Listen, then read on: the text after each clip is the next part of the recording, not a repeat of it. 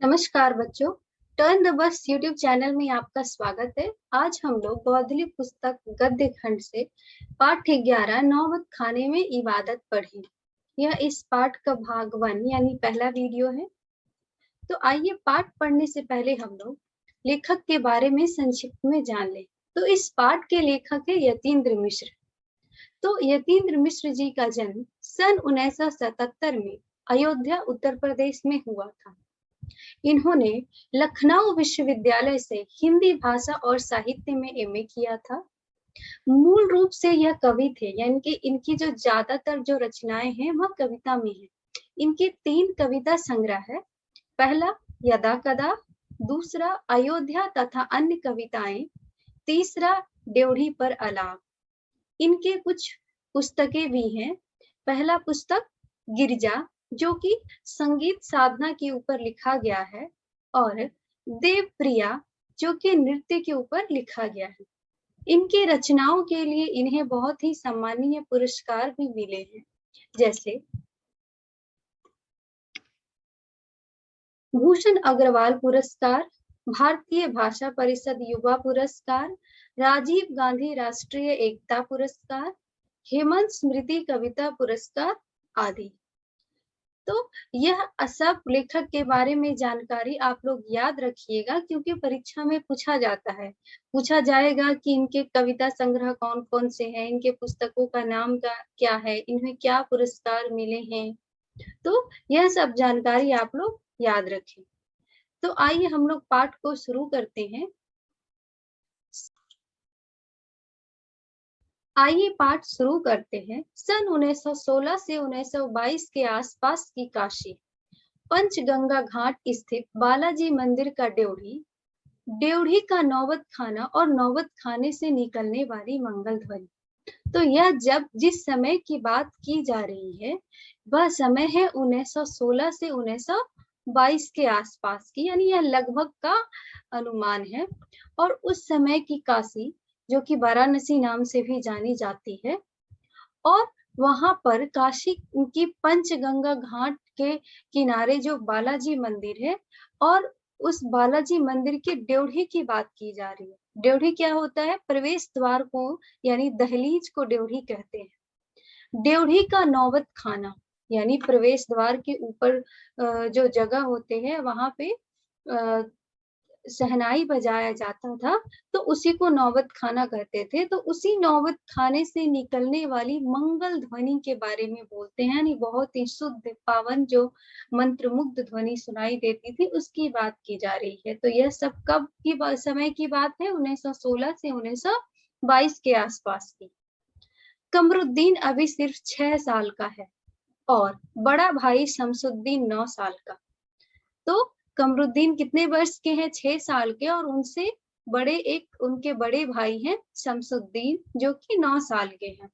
कमरुद्दीन को पता नहीं है कि राग किस चिड़िया को कहते हैं, और ये लोग मामू जान वगैरह बात बात पर भीम पिलासी और मुल्तानी कहते रहते हैं। तो यह कमरुद्दीन कौन है? यह कमरुद्दीन बहुत ही जो प्रशंसनीय, जिन्हें भारत रत्न भी मिला है, वह बिस्मिल्लाह खां है। तो उस समय बिस्मिल्लाह खां को कमरुद्दीन इनके बचपन का नाम होगा। तो कमरुद्दीन उस समय अभी सिर्फ 6 वर्ष के थे, और जिस समय की बात हो रही है, और इनके बड़े भाई 9 वर्ष के। और उस समय कमरुद्दीन इतने छोटे थे कि राग किसे कहते हैं उन्हें कुछ भी नहीं मालूम थे, यानी राग के बारे में उनकी बिल्कुल भी कोई जानकारी नहीं थी। लेकिन फिर भी उनके जो मामू जान, यानी उनके जो मामा जी थे, वह लोग उसे भीम पिलासी और मुल्तानी कहकर बुलाते थे। यानी क्यों?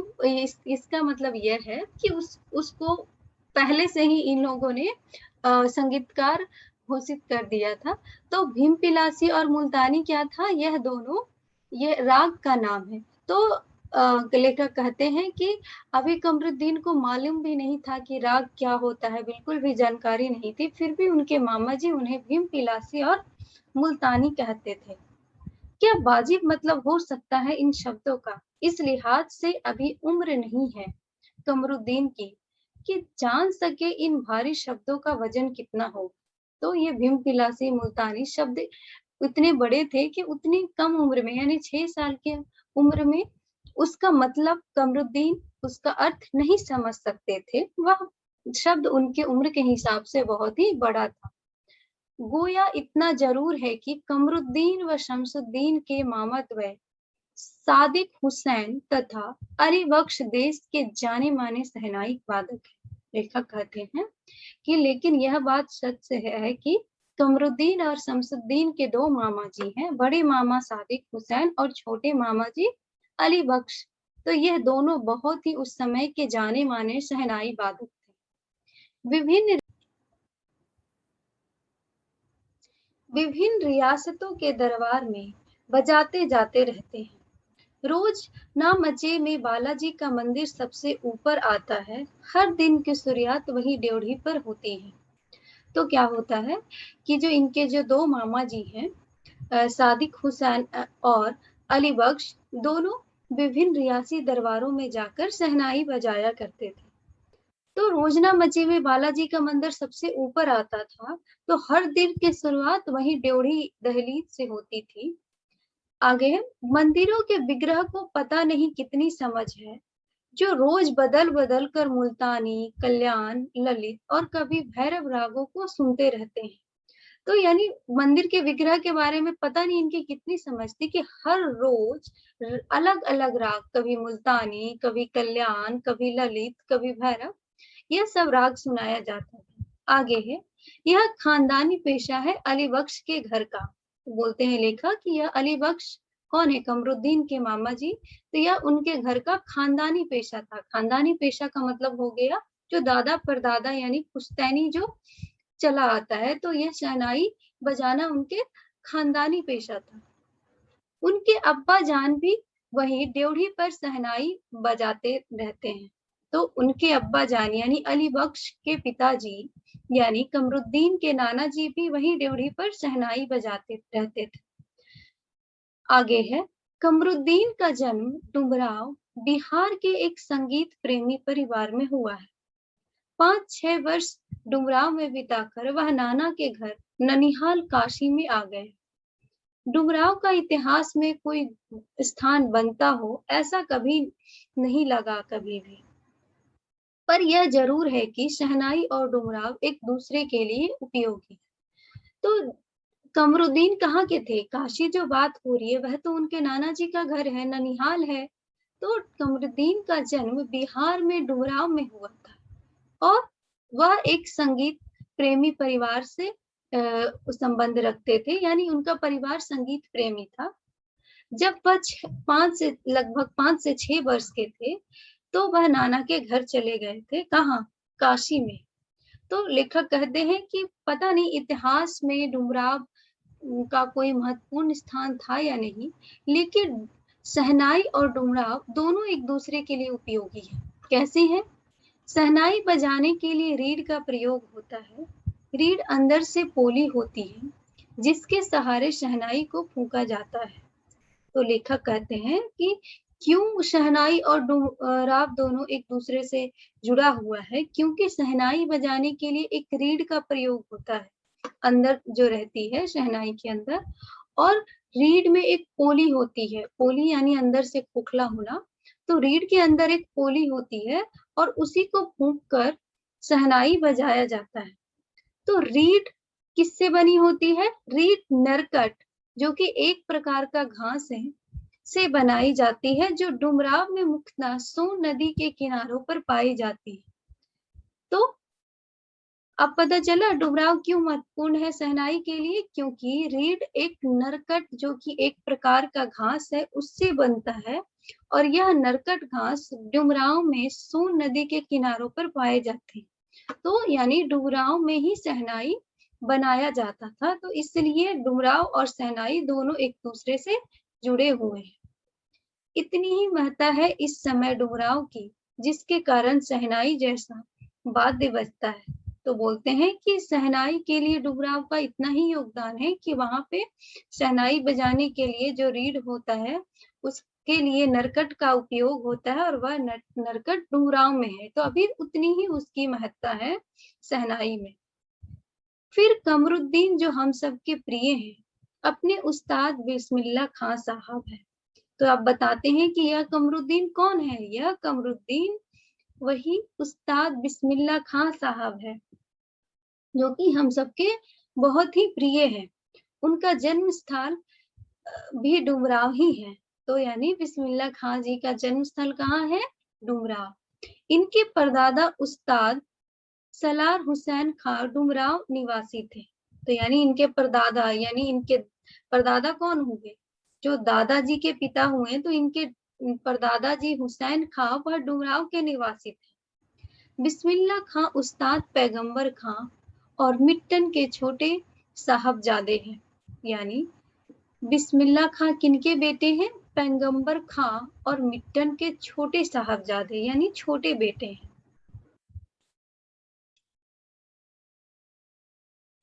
आगे है, कमरुद्दीन की उम्र अभी 14 साल है। मसलन बिस्मिल्लाह खां की उम्र अभी 14 साल है। वही काशी है, वही पुराना बालाजी का मंदिर, जहां बिस्मिल्लाह खां के नौबत खाने रियाज के लिए जाना पड़ता था। तो अब जब बात हो रही है, तो अब कमरुद्दीन कितने वर्ष के हो गए हैं? 14 वर्ष के हो गए हैं। पहले वह 6 वर्ष के थे, तो यह लगभग 8 वर्ष के बाद की बात है। तो यानी कमरुद्दीन यानी बिस्मिल्लाह खां जी अब 14 वर्ष के हो गए हैं, लेकिन काशी तो वही है और वही पुराना बालाजी का मंदिर है, जहाँ पे बिस्मिल्लाह खां जी को नौबत खाने रियाज के लिए जाना पड़ता था। रियाज यानी किसी चीज का अभ्यास करना, जैसे आप लोग गणित पढ़ते हैं तो गणित का अभ्यास करते हैं, तो वैसे ही यह नौबत खाने में रोज शहनाई का अभ्यास करने जाते थे। मगर एक रास्ता है बालाजी मंदिर तक जाने का। यह रास्ता रसूलन बाई और बतूलन बाई के यहाँ से होकर जाता है। इस रास्ते से कमरुद्दीन को जाना अच्छा लगता है। तो वो लेखक कहते हैं कि उनके घर से, कमरुद्दीन के घर से बाला मंदिर तक जाने के लिए केवल एक ही रास्ता है, और यह जो रास्ता है रसूलन बाई और बतूलन बाई के घर के ओर से होकर गुजरती है। और लेकिन यह रास्ता कमरुद्दीन को बहुत ही प्रिय है, उन्हें बहुत अच्छा लगता था इन रास्ते से जाना। क्यों? क्योंकि इस रास्ते से न जाने कितने तरह के बोल बना, कभी ठुमरी, कभी टप्पे, कभी दादरा के मार्फत ड्योढ़ी तक पहुंचते रहते थे। रसूलन और बतूलन जब गाती हैं, तब कमरुद्दीन को खुशी मिलती है। तो कमरुद्दीन को उस रास्ते से जाना क्यों पसंद था? क्योंकि उस रास्ते से दो संगीतकार, ये दोनों शास्त्रीय संगीतकार थी, रसूलन बाई और बतूलन बाई, इन दोनों के संगीतों की मधुर ध्वनि सुनाई देती थी। कभी ठुमरी, कभी टप्पे, कभी दादर के मार्फत इनके ड्योढ़ी यानी इनके दहलीज तक सुनाई देते थे। तो जब कमरुद्दीन रियाज के लिए नौबत खाने जा रहे होते थे, तो उनको वह ध्वनि सुनाई देती थी, तो इसलिए वह रास्ता उनको बहुत पसंद था। और इन दोनों का जो गान था, वह कमरुद्दीन को उससे बहुत ही खुशी मिलती थी। अपने ढेरों साक्षात्कारों में बिस्मिल्लाह खां साहब ने स्वीकार किया है कि उन्हें अपने जीवन के आरंभिक दिनों में संगीत के प्रति आसक्ति इन्हीं गायिका बहनों से सुनकर मिली है। तो ये बहुत सारे साक्षात्कार में, यानी बिस्मिल्लाह खां ने अपने बहुत सारे इंटरव्यू में यह स्वीकार किया है, यह बताए हैं कि उनके जीवन में जो संगीत के प्रति आसक्ति यानी संगीत के प्रति जो रुझान हुआ था, जो आकर्षण हुआ, संगीत प्रेम जागा, वह इन दोनों बहनों का गाना सुनकर ही मिला। एक प्रकार से उनकी अबोध उम्र में अनुभव की सलेट पर संगीत प्रेरणा की वर्णमाला रसूलन बाई और बतूलन बाई ने उकेरी।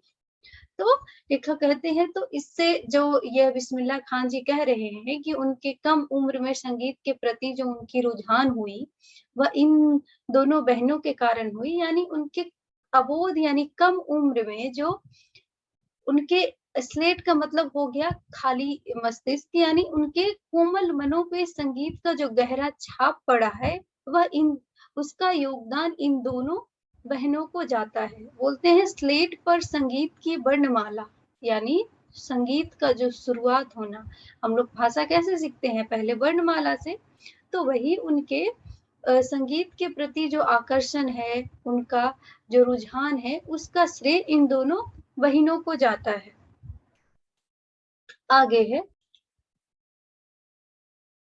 आगे है वैदिक इतिहास में शहनाई का कोई उल्लेख नहीं मिलता। इसे संगीत शास्त्रांगर सुशील वाद्यों में गिना जाता है। लेखक कहते हैं कि वैदिक काल में शहनाई के बारे में कोई जिक्र नहीं है, यानी शहनाई शब्द का उपयोग नहीं हुआ है।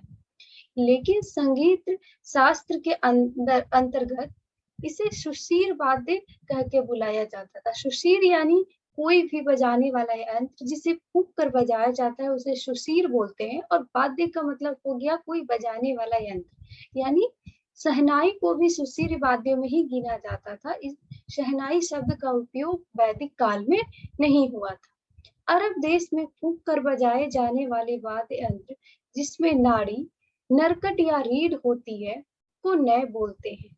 और अरब देश में जो भी वाद्य यंत्र यानी जो भी बजाए जाने वाले यंत्र जिसको फूंक कर बजाया जाता है और जिसके अंदर नरकट या रीढ़ होती है उसको नय बोलते हैं। यानी यहाँ पे नरकट, हम लोग जिसको नरकट या रीढ़ बोलते हैं उसको क्या बोला जाता है अरब देशों में, नय बोला जाता है। शहनाई को शाहिनी अर्थात सुशील वाद्यों में शाह की उपाधि दी गई है।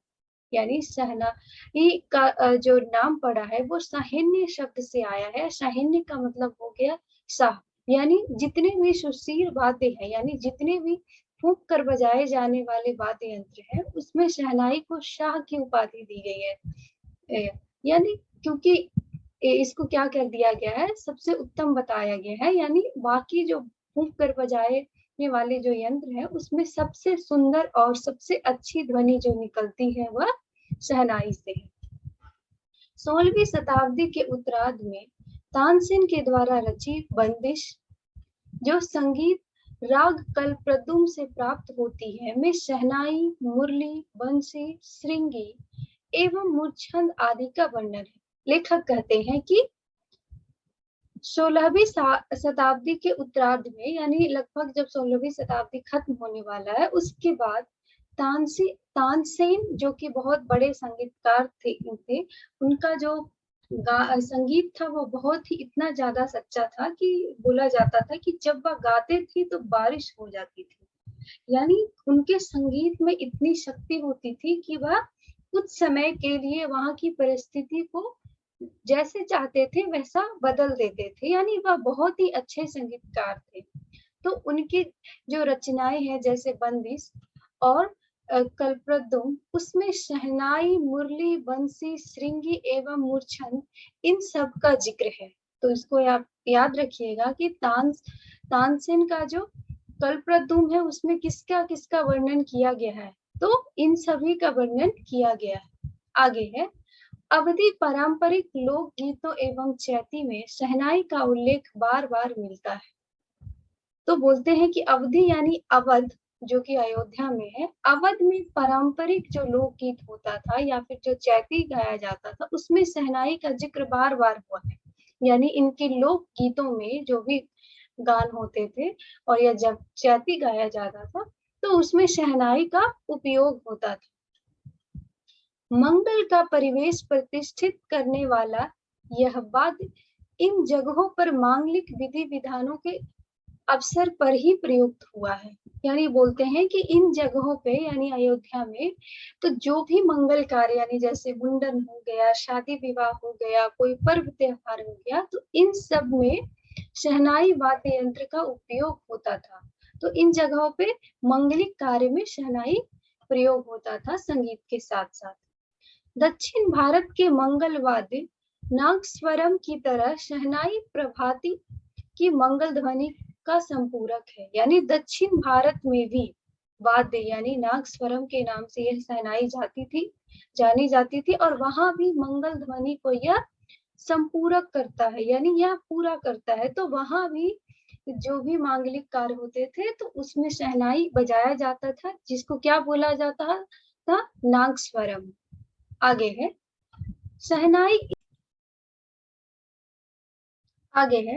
शहनाई के इसी मंगल ध्वनि के नायक बिस्मिल्लाह खां साहब 80 बरस से सुर मांग रहे हैं, सच्चे सुर की नेमत।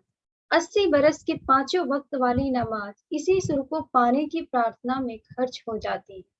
तो लेखक कहते हैं शहनाई के जो नायक है, यानी बहुत ही अच्छे और बहुत शहनाई बजाने वाले जो बिस्मिल्लाह खान साहब, जिनको इनके लिए भारत रत्न भी मिल चुका है, तो वह 80 वर्ष से अपने खुदा से एक ही चीज की प्रार्थना करते हैं। नेमत करना यानी कुछ वरदान, नेमत का मतलब वरदान होता है, तो वह एक ही चीज के वरदान मांग रही है कि उन्हें जो उनका खुदा है वह सच्चा सुर दे।